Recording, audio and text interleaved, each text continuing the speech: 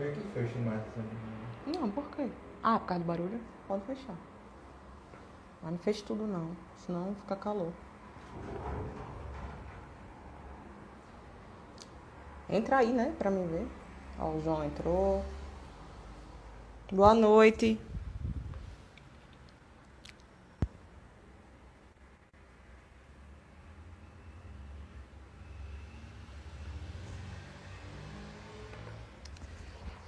Tá bom o som? João, você que tá aí já. Boa noite, pessoal. Vocês podem me dizer se o som tá legal, se vocês estão me ouvindo? Ah, beleza, então. Ótimo.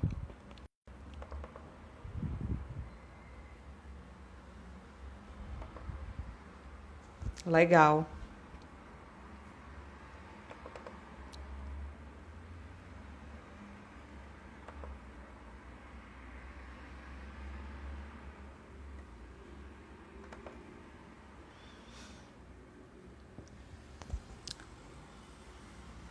Joia.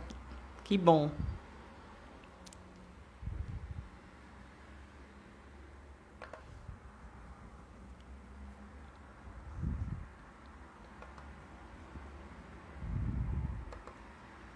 Boa noite. Então, já aproveito aqui para anunciar que na semana que vem, dia 3 de junho, às 19 horas, eu vou realizar uma live com a doutora Isabelle Tainá. A Isabelle Tainá, ela é veterinária, tá? Ela é mestra em veterinária pela UFMT. Ela é especialista em patologia clínica veterinária e doutoranda pela UNB. E é minha irmã. E nós vamos falar sobre os animais domésticos e o Covid-19. Então, quem tiver interesse de assistir, está dentro da área dos profissionais de saúde e são informações que a gente tem interesse, né? Assim, as pessoas têm interesse em, em assistir e saber os detalhes de como lidar com os seus animais e o Covid. Então, assim, para quem tiver interesse nesse tema, é um tema muito interessante, principalmente para quem tem os seus animais domésticos. A gente vai falar sobre isso na próxima semana, dia 3 de junho, às 19 horas, certo? Então, gente, eu vou fazer uma apresentação aqui sobre mim, tá? Para quem não me conhece, que estiver assistindo, eu sou advogada, me chamo Tereza Francesca, sou advogada. Sou capacitada para conciliação e mediação pela Escola de Magistratura de Alagoas.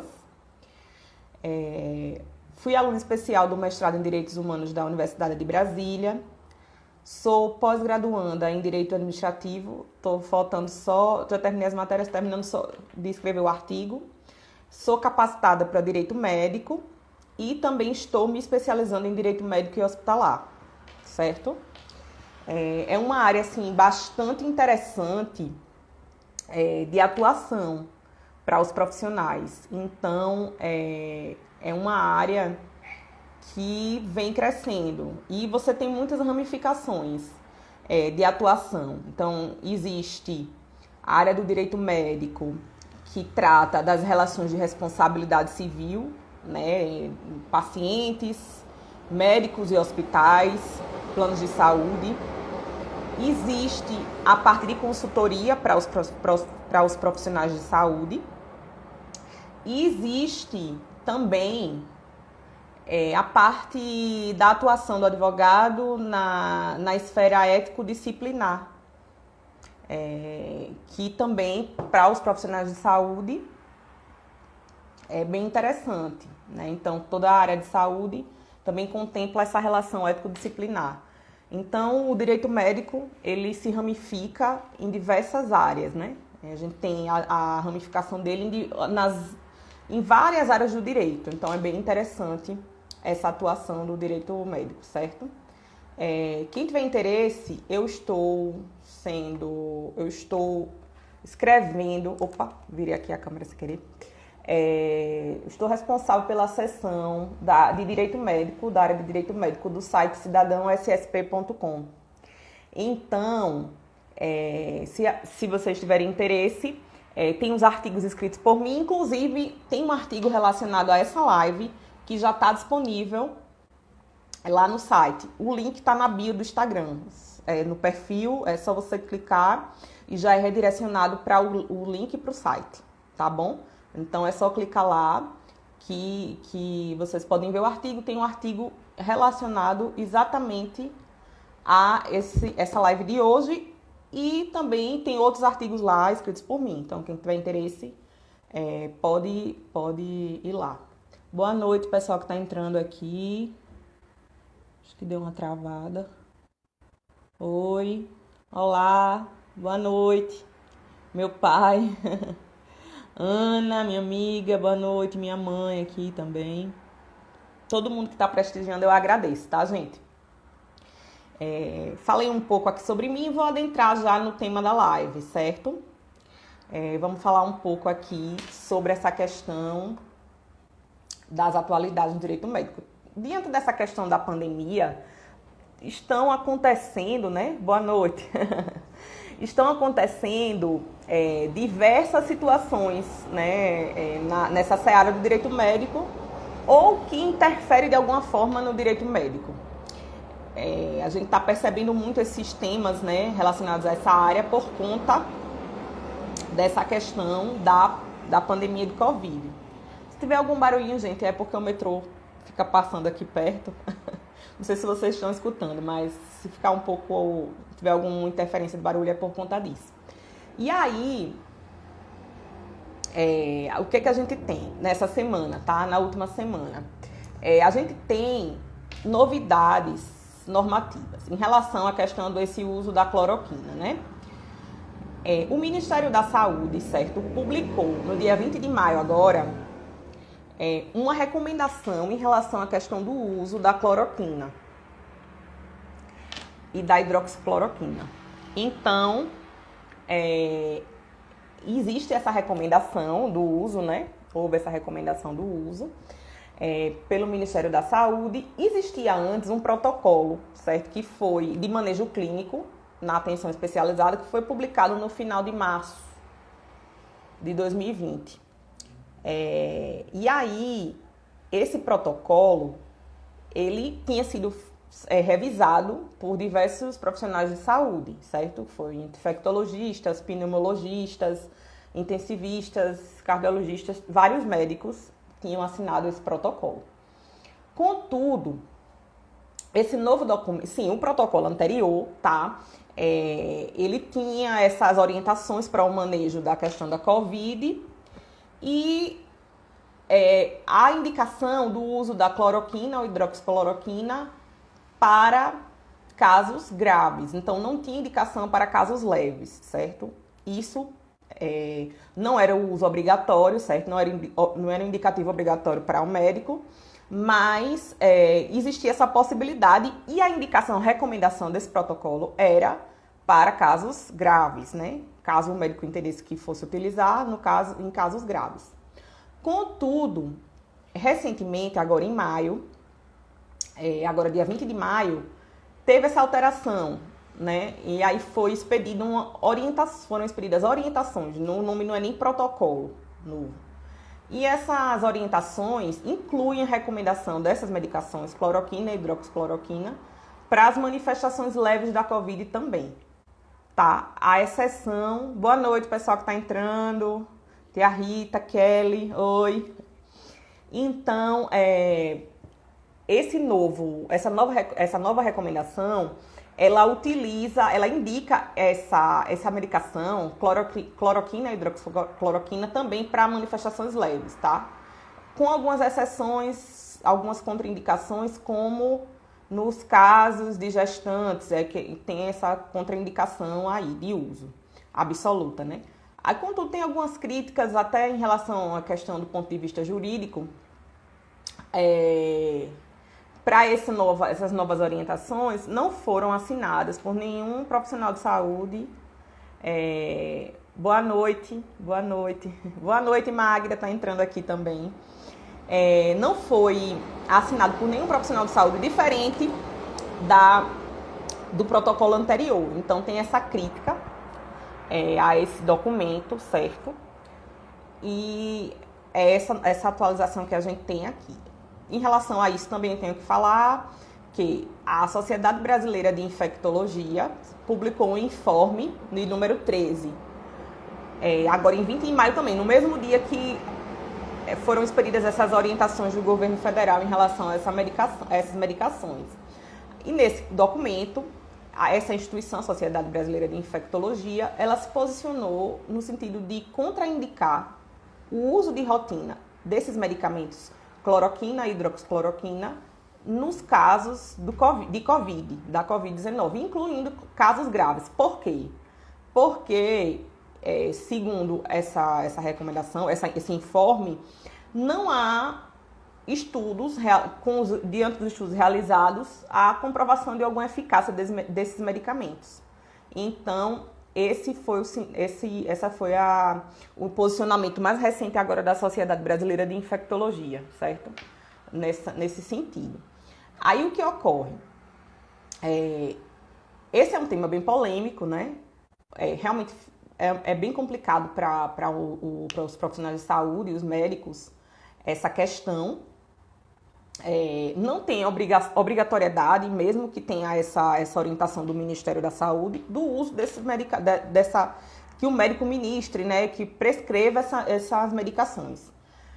Contudo, se o médico assim optar por fazer, para que se resguarde, o correto é sempre informar as consequências possíveis conhecidas desse tratamento e firmar o termo de consentimento e responsabilidade assinado pelo paciente. Então, é bem interessante que o profissional de saúde se resguarde nesse sentido para não sofrer nenhum tipo de penalidade depois ético-disciplinar e também na esfera da responsabilidade civil. Quem acompanhou aqui a minha live anterior, deixa eu ver aqui. Aqui em Alagoas, no dia 25/5, segundo a Sociedade Brasileira, também foi publicado especialmente na recomendação, mas municípios locais continuam, exatamente. Eu vi mesmo, Magda, que a Sociedade Alagoana de Infectologia também se posicionou nesse sentido, realmente não recomendando, seguindo essa orientação da Sociedade Brasileira também, realmente. Eu vi que os municípios continuam distribuindo esses kits. É complicado, né? Mas essa situação. São medicações que a gente chama off-label, que são medicações prescritas para situações diversas da indicação que consta na bula, entendeu?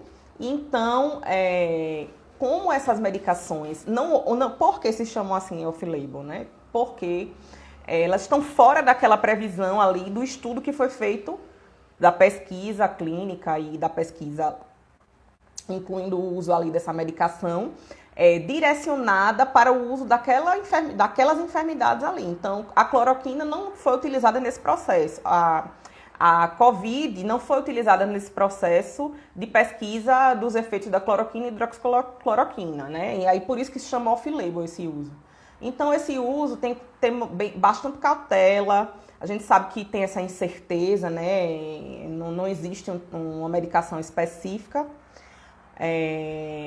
Mas o profissional de saúde não é obrigado a prescrever essa medicação, né? Isso sempre passa pelo critério médico.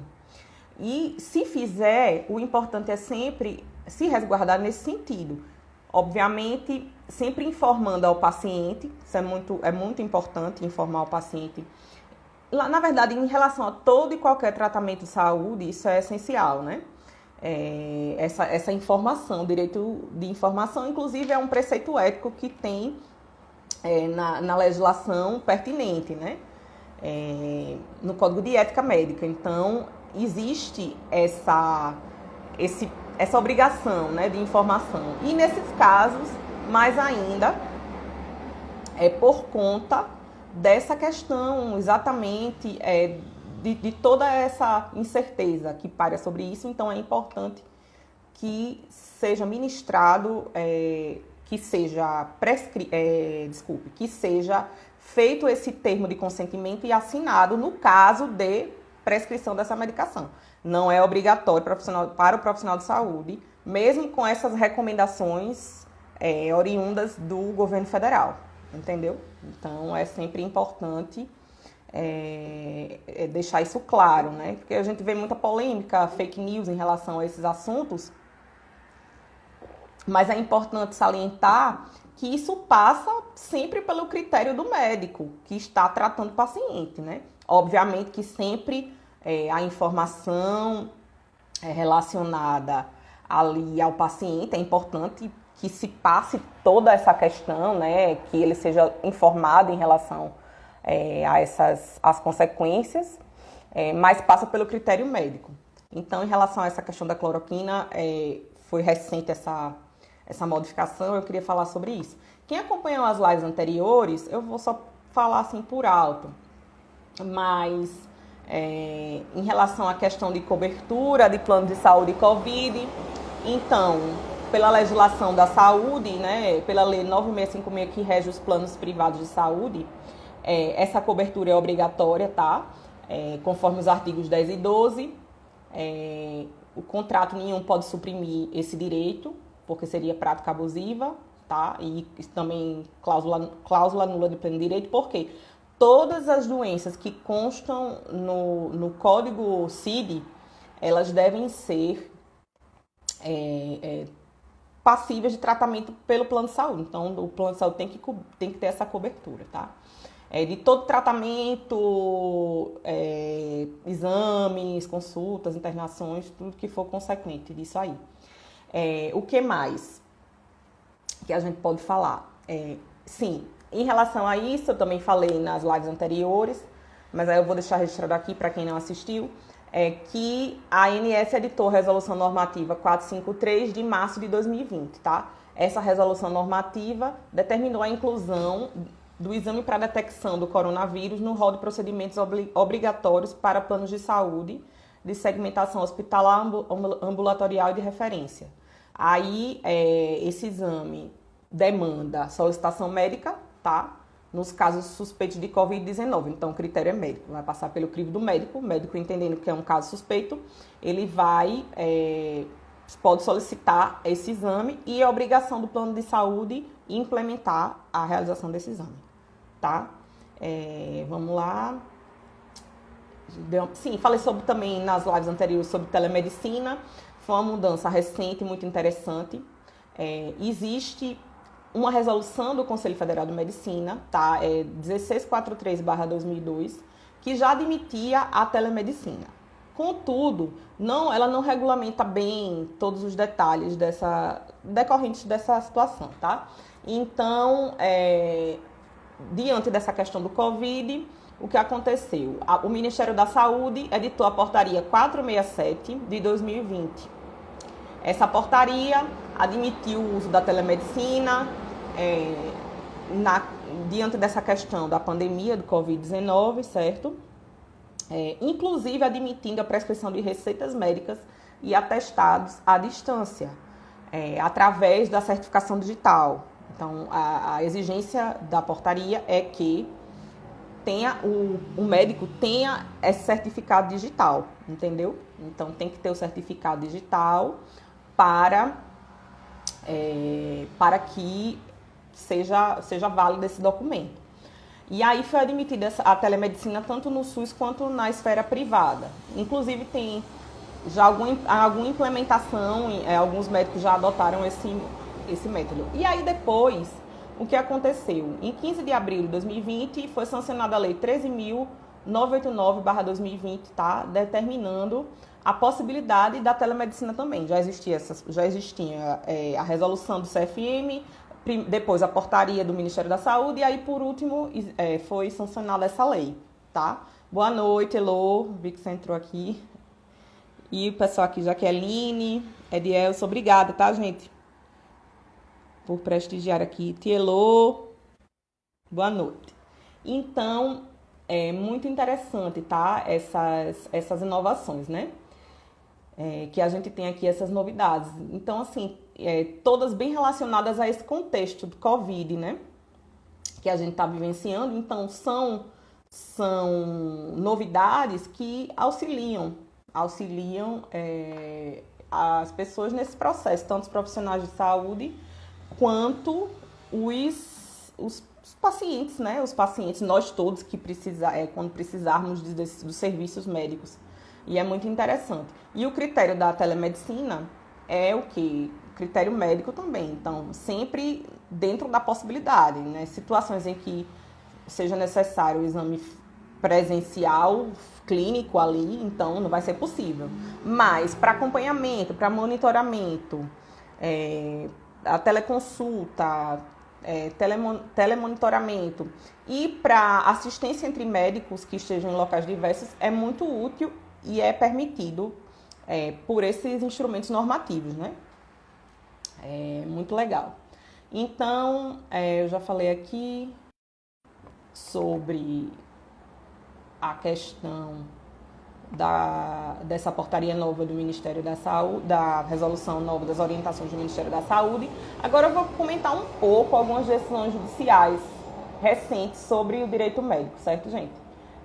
No contexto da pandemia, a gente já esperava, né, que essas situações originadas do Covid chegassem aos tribunais, porque o que existe na vida cotidiana se reflete no judiciário, é normal que exista essa situação. E aí o que acontece? Primeiramente, a gente tem uma decisão judicial, existem várias, tá? Mas aí eu peguei uma como exemplo. Do Tribunal de Justiça, de uma juíza vinculada ao Tribunal de Justiça do Rio Grande do Sul. Boa noite, todo mundo que está entrando aí, Linês. Então, a Lei 11.108/2005 é a lei que alterou a Lei 8.080/90, incluindo o direito da gestante de ser acompanhada por uma pessoa de sua escolha, certo? No período de trabalho de parto, no parto e no pós-parto imediato. Então, essa lei já existe desde 2005. Foi uma alteração na Lei 8.080. Só que o que acontece? Com essa questão do Covid, muitos hospitais passaram a negar esse direito às gestantes, mesmo diante desse imperativo legal. E aí o que acontece? Isso termina sendo judicializado, né? Então, nesse caso específico aqui, a gestante procurou, antes do parto, sabendo do novo procedimento, o protocolo do hospital, né, de não permitir acompanhantes, ela procurou e aí impetrou um mandado de segurança, certo? Para ver esse direito resguardado, né? O direito dela de ter o acompanhante. E aí foi deferido, sabe, pela juíza esse direito. E aí a fundamentação, dignidade da pessoa humana, a proteção à maternidade, os direitos da mulher, certo? E alguns artigos, ela cita alguns artigos e recomendações da OMS, e aí entende que o fato da existência do Covid-19 não é suficiente por si só para restringir esse direito, né, da gestante de ser acompanhada por uma pessoa de sua livre escolha. Também ela pondera que, nesse caso, o acompanhante deve seguir à risca as orientações médicas, então não pode estar com sintomas de gripe para acompanhar a gestante, né? E nessa situação não poderia, então tem que seguir as orientações médicas, caso manifeste algum sintoma, não estaria autorizado a comparecer lá.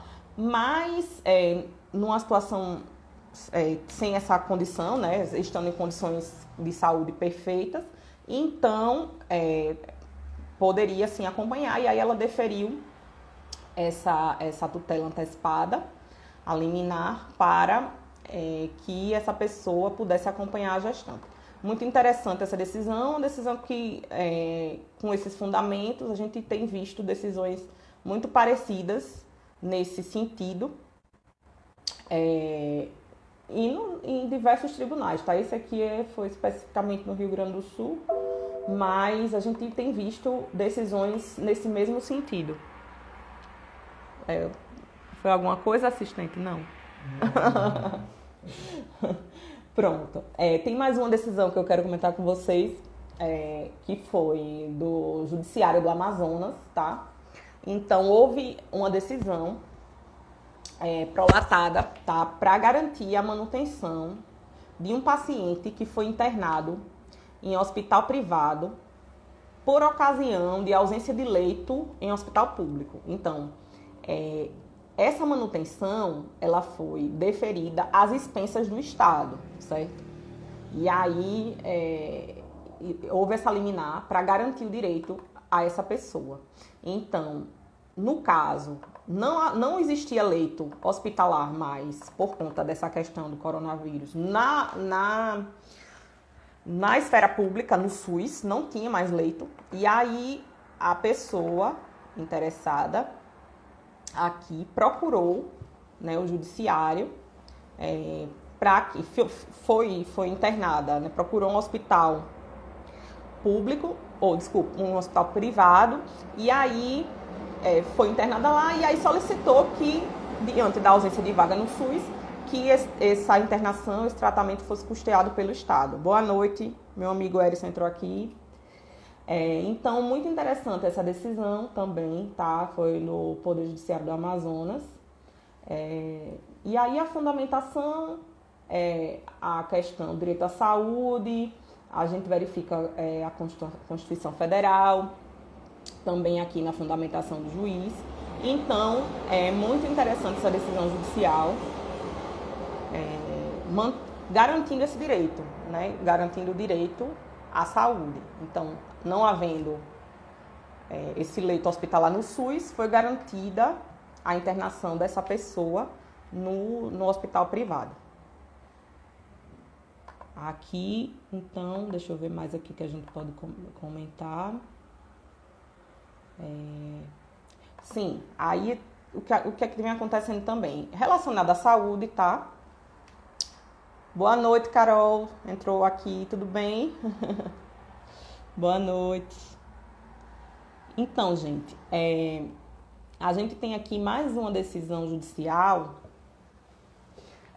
Tem tido muitas decisões judiciais nesse sentido de diversos tribunais na Justiça do Trabalho, tá? Então, a gente vê várias decisões nesse sentido. Então, mais uma foi proferida recentemente, essa semana passada, pelo Justiça do Trabalho do TRT da 19ª região de Alagoas, certo? E esse tema Covid-19, profissionais de saúde, integrantes do grupo de risco, é um tema recorrente que a gente vem vendo nos tribunais e que vem acontecendo várias demandas nesse sentido. Muitas propostas pelos sindicatos, são ações civis públicas, nesse mesmo sentido. Anteriormente, na live anterior, eu cheguei a comentar sobre uma decisão que pediu afastamento e foi até deferida das profissionais de saúde, gestantes e lactantes, integrantes da Secretaria de Saúde, vinculadas à Secretaria de Saúde do Estado de Alagoas. Essas profissionais, como integrantes do grupo de risco, foram afastadas sem prejuízo da sua remuneração, certo? Por conta exatamente de estarem mais vulneráveis a um agravamento no caso de contágio. Então, já tinha havido essa decisão. E aí, agora, é outra decisão judicial também da Justiça do Trabalho de Alagoas, nesse sentido. Afastando, dessa vez, diversos integrantes dos grupos de risco, tá? São técnicos e auxiliares de enfermagem, gestantes e lactantes, hipertensos, cardíacos, diabéticos, transplantados, demais profissionais considerados do grupo de risco. Então, houve esse afastamento. Tá. Houve esse afastamento, é porque eu tô lendo. Houve esse afastamento, essa determinação desse afastamento, tá? Desses profissionais, e foi deferido pela juíza a antecipação de tutela nesse sentido. Então, mais uma decisão nesse sentido aqui. Aí foi demandado o Estado de Alagoas e algumas prefeituras. Então, é uma ação que tem várias partes. O Estado de Alagoas, Prefeitura de Maceió e outras prefeituras também. Mas também para funcionários públicos, sim. Essa decisão, ela não distingue o vínculo do profissional. Então, a qualquer título, ela defere esse afastamento a qualquer título para esses profissionais. Aí, semana passada, eu tinha comentado sobre a questão das gestantes e lactantes, que já existia essa decisão também, então afastando qualquer profissional, independentemente do vínculo. E agora, essa semana, a gente teve essa decisão aqui, afastando também, independentemente do vínculo, os profissionais aqui, integrantes da Secretaria de Saúde do Estado de Alagoas e também de diversas prefeituras, inclusive a Prefeitura de Maceió. Então, são vários demandados. Quem tiver interesse, depois, pode falar comigo no direct que eu mando, me manda um e-mail que eu mando a decisão, tá? Eu também mencionei o número do processo e um trecho da decisão e comentei um pouco no site Cidadão SSP, que eu estou assinando, a seção de Direito Médico, e eu escrevi um artigo relacionado com essa live.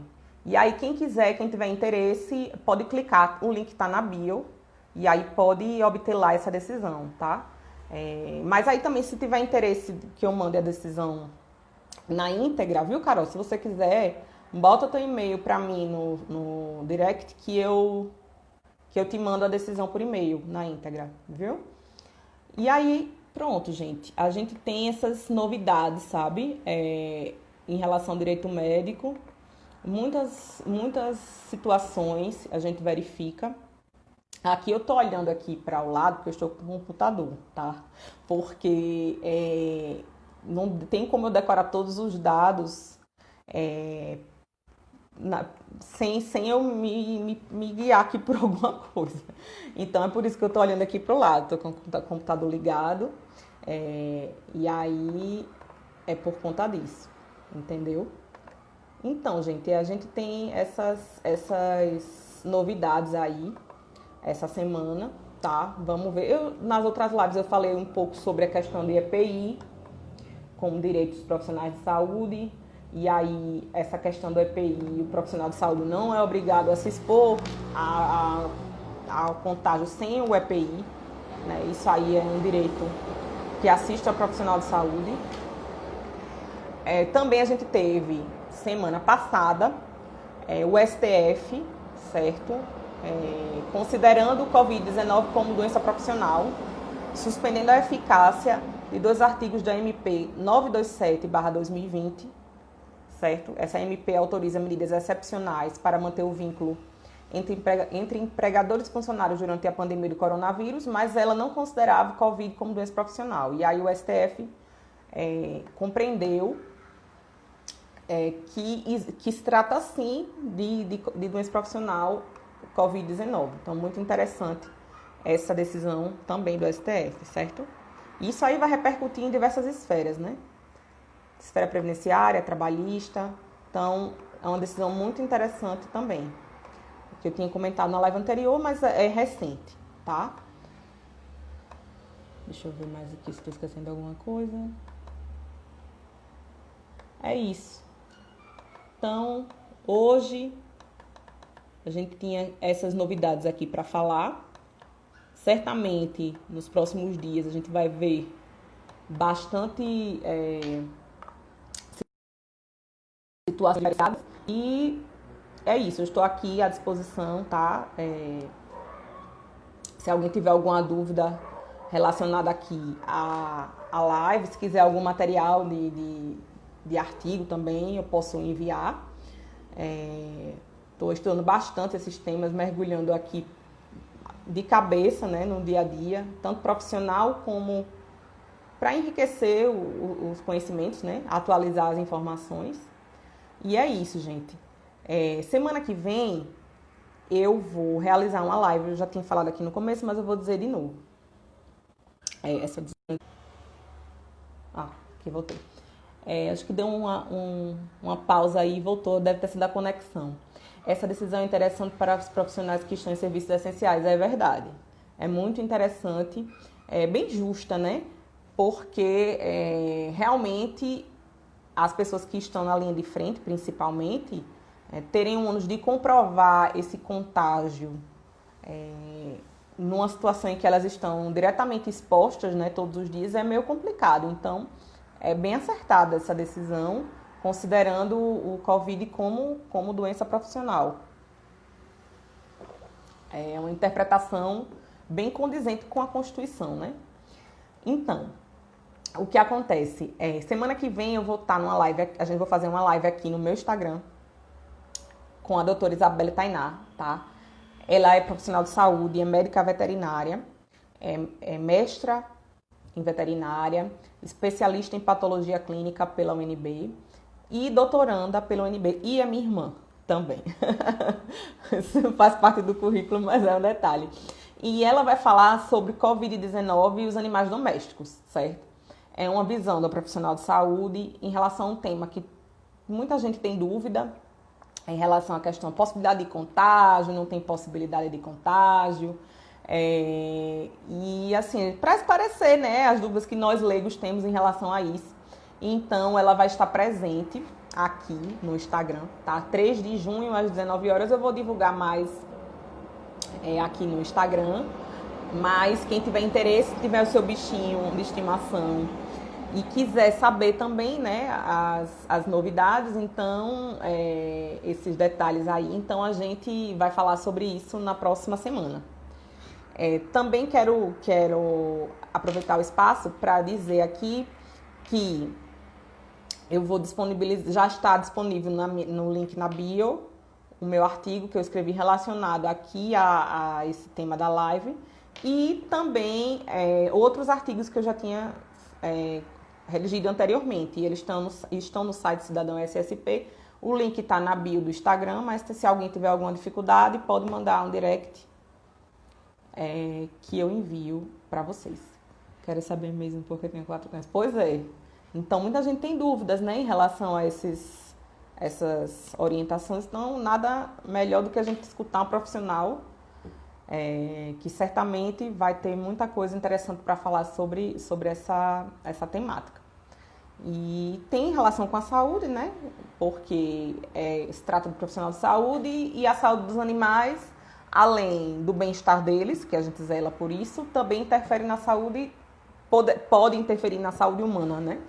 E aí a gente quer saber o que é que se pode falar sobre isso em relação à Covid-19, até para evitar questão de abandono dos animais, que a gente tem visto muito isso, muito triste essa situação que vem acontecendo. Então, nada melhor do que a gente escutar essas orientações, né, relacionadas a essa temática, da profissional que vai conduzir da forma correta.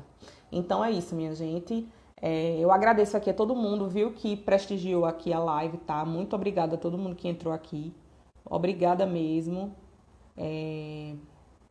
Espero que eu tenha esclarecido aqui alguns detalhes, tá? Dessa temática que a gente está vivenciando no cotidiano agora. O direito médico está totalmente relacionado a essa situação.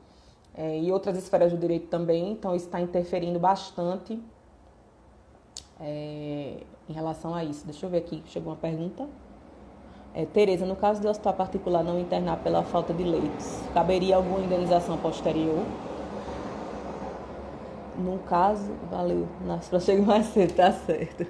Tereza, no caso de hospital particular não internar pela falta de leitos, caberia alguma indenização posterior? Então, em relação a essa questão da falta de leitos, principalmente a quem tem o seu plano de saúde, né, e procura esse atendimento médico, é possível discutir, sim, a responsabilidade civil nesse caso, né, dependendo da condição.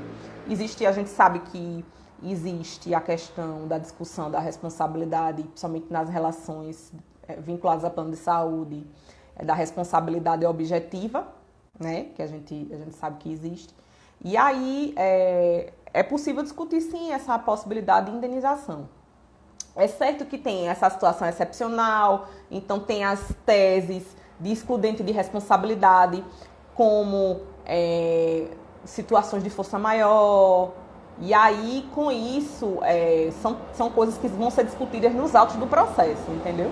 Isso aí já é uma possibilidade de tese de defesa para os entes mais que estão relacionados, os hospitais, os planos de saúde, mas, em primeiro momento, a gente pode viabilizar e visualizar uma possibilidade, sim, de discutir isso no processo, né?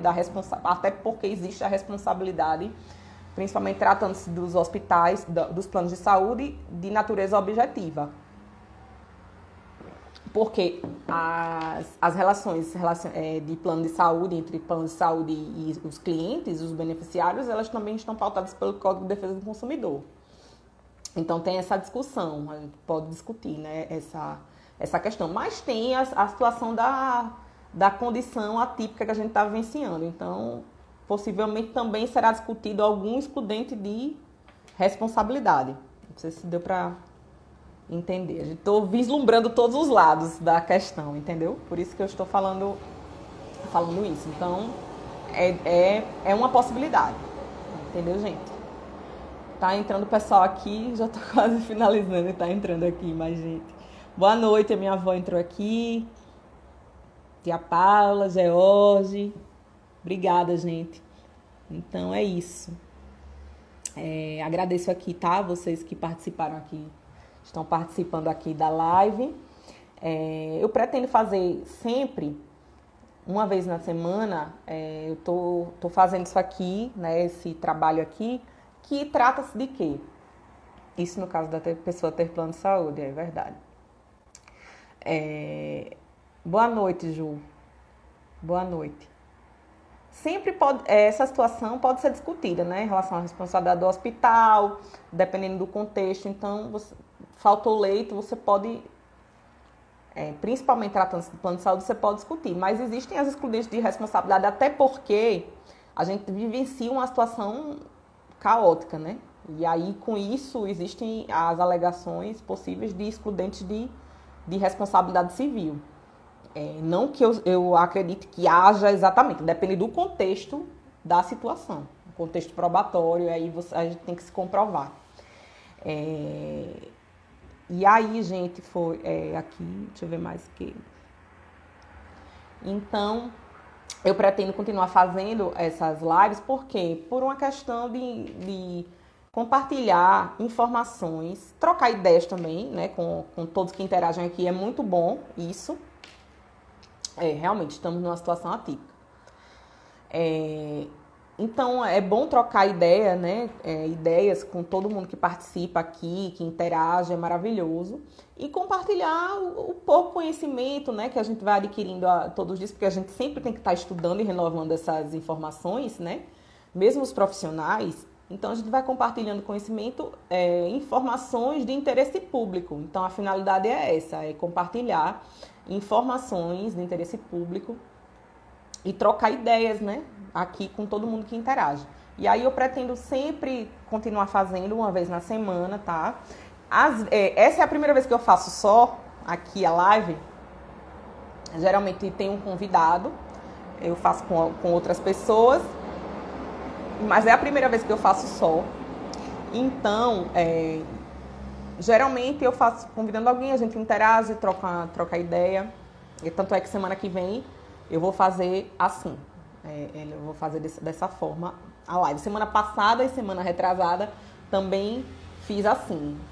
Semana passada foi a professora Miriam Monte. Foi ótimo, nosso bate-papo é excelente. E a retrasada foi a doutora Patrícia Lima, que é médica.